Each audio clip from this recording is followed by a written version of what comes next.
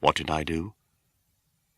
I caught the cat and hung him by his neck from a tree until he was dead.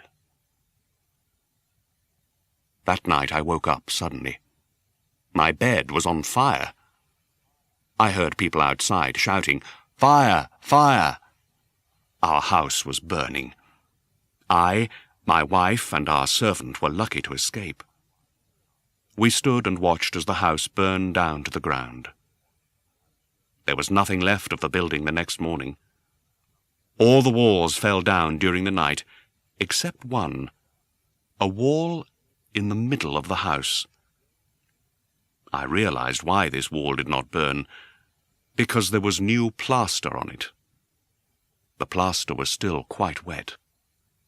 I was surprised to see a crowd of people next to the wall.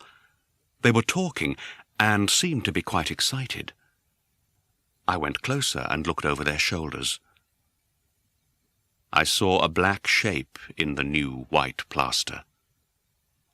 It was the shape of a large cat hanging by its neck.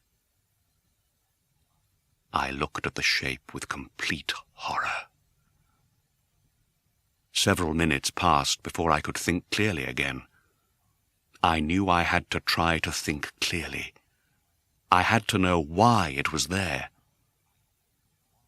I remembered hanging the cat in the garden of the house next door. During the fire, the garden was full of people. Probably someone cut the dead cat from the tree and threw it through the window to try and wake me. The falling walls pressed the animal's body into the fresh plaster. The cat burned completely, leaving the black shape in the new plaster. Yes, I was sure that was what happened. But I could not forget that black shape for months. I even saw it in my dreams. I began to feel sad about losing the animal, so I began to look for another one.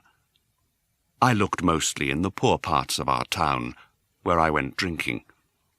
I searched for another black cat of the same size and type as Pluto. One night, as I sat in a dark and dirty drinking house, I noticed a black object on top of a cupboard near some bottles of wine. I was surprised when I saw it. I looked at those bottles a few minutes ago, I thought, and I am sure that object was not there before.